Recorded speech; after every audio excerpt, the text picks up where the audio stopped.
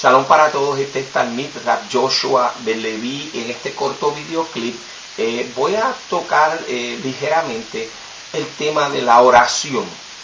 Déjenme comenzar diciendo lo siguiente. La tradición talmúdica dice que los grandes hombres de la fe entre los sabios de Israel eran hombres que oraban 3 veces al día, pero no 3 veces al día de la manera que podríamos pensar en el tiempo presente. No. La tradición dice que aquellos hombres, cada vez que oraban, primero meditaban 1 hora antes de orar, luego oraban por 1 hora, y después de esa hora de oración pasaban otra tercera hora meditando en aquello que habían orado. Es decir, cada vez que aquellos grandes hombres de la fe se arrodillaban a orar, oraban al menos 3 horas. Y si sumamos 3 veces 3 horas, estamos hablando de 9 horas diarias.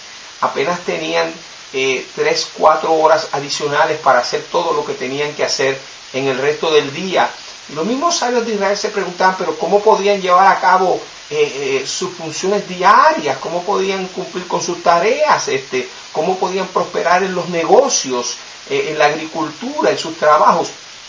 Y ellos mismos contestaban que la razón era que el producto, o como podríamos decir, la recompensa que Dios daba a esta consagración de estos hombres, era que multiplicaba todo lo que hacían. Todo lo que estos hombres hacían, Dios lo multiplicaba.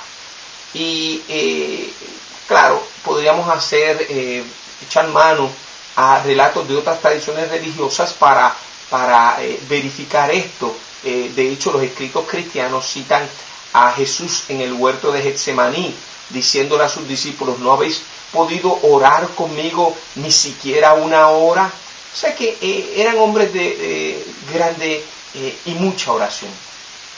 Otro aspecto interesante es el siguiente: los judíos del tiempo presente oramos de pie, no nos arrodillamos, no nos postramos, pero no era necesariamente la forma en que se oraba en la antigüedad. De hecho, la tradición judía dice que el rabino Akiva, que vivió en el primer siglo de la era cristiana, cuando estaba en la sinagoga, pues él oraba de una forma que no incomodara al público, a los niños, a los ancianos, a quienes se les hacía difícil inclinarse, postrarse, arrodillarse, pero que en su carácter personal, cuando Akiva oraba, sus discípulos lo dejarían solo orando, y cuando se iban, él estaba postrado en una esquina del salón donde oraba, y cuando volvía se encontraba en el otro lado, en la otra esquina opuesta del salón, y la razón era que sus postraciones y sus podríamos decir sus movimientos mientras oraban eran tales que los llevaban por todo el cuarto, caminando todo el cuarto, orando y postrándose. Otra cosa que también habría que resaltar es lo siguiente: nunca va a encontrar usted en una sinagoga nadie que ore levantando las manos. Y claro, esto de levantar las manos y de no arrodillarse tiene que ver con el hecho de que, como el cristianismo tomó estas mismas posturas, pues el judaísmo, a fin de no, pongamos de esta manera, a fin de levantar una cerca acerca de la Torá, por así decirlo, y diferenciarse del cristianismo, pues dejó de hacer esto. Pero esto no era la práctica antigua. De hecho, vemos a Moisés, que cuando Israel peleaba, Moisés iba y oraba y levantaba sus manos, y cuando debido a su vejez ya no podía tenerlas levantadas orando, pues alguien tenía que venir a sostenérselas. No que fueran las manos de Moisés las que ganaran las batallas, sino que cuando el pueblo de Israel veía las manos de Moisés dirigidas hacia Dios en oración, pues eso aumentaba la fe de ese pueblo y le daba la confianza necesaria para vencer o triunfar en el fragor de la batalla. Otra cosa curiosa que existe es lo siguiente: mire, y esto es algo que lo cogemos de la filosofía cabalista.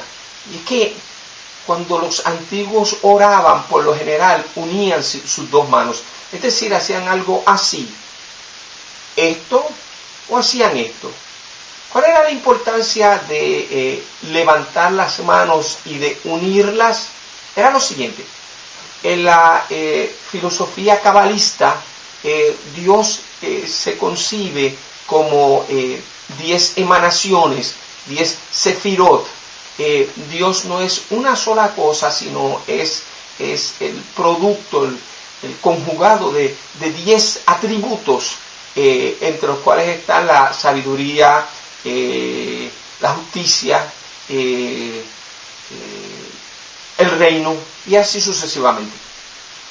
Y cuando la persona oraba y levantaba sus manos y las unía, claro, estaba dirigiéndose a Dios, y a la misma vez que se dirigía a Dios, al unir sus manos, está reconociendo que los 10 atributos, los 10 sefirot de Dios, en realidad solo atestiguan a un solo Dios.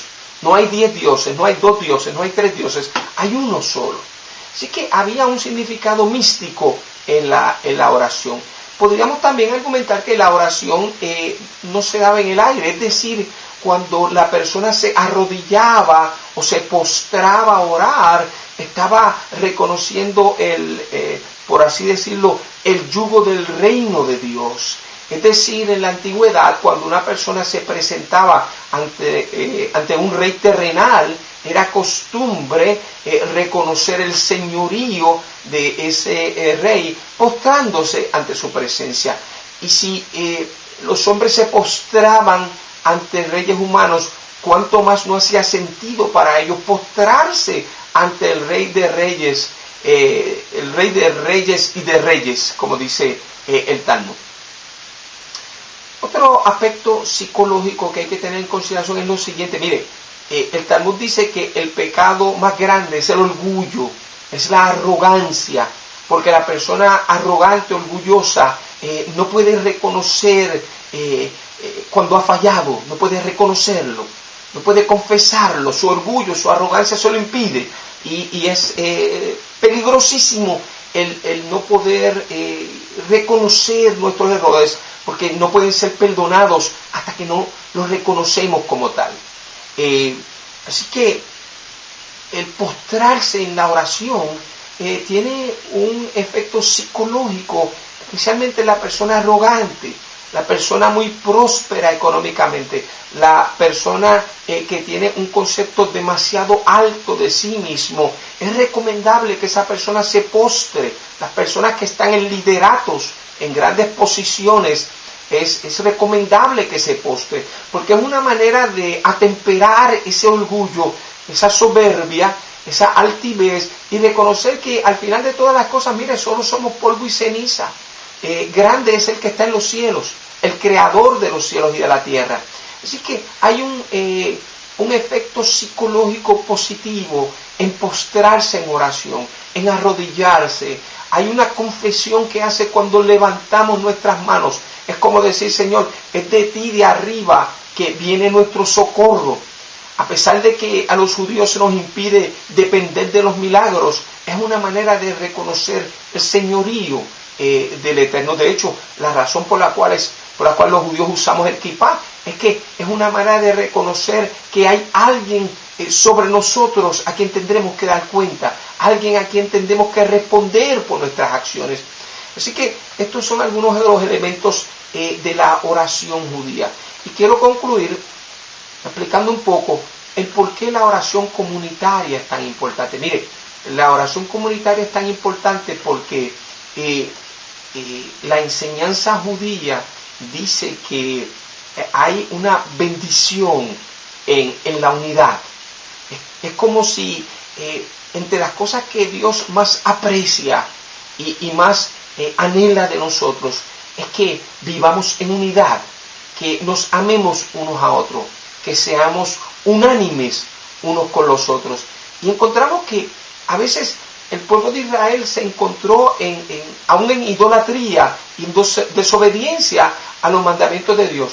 Pero siempre y cuando se mantuviesen unidos, la misericordia, la gracia de Dios no se apartaba de ellos. De hecho, a los hombres que construyeron la Torre de Babel, que es curioso, a aquellos que fueron castigados o enjuiciados en el tiempo de Noé, Dios los destruyó a todos. Pero a aquellos que se rebelaron durante el tiempo de la época de Babel, Dios no los destruyó. Dios confundió sus lenguas, pero no los destruyó porque estaban unidos en lo que hacían, porque tenían consideración uno con el otro. Y esto siempre es agradable al Señor. Así que la oración comunitaria es casi más importante que la personal. No significa que no debe haber oración personal. El Talmud tiene ejemplos de personas que oraron por necesidades personales, pero la oración comunitaria es más importante porque nos beneficia a todos. Espero que estas palabras sean de provecho y la paz sea con vosotros. Shalom Aleichem.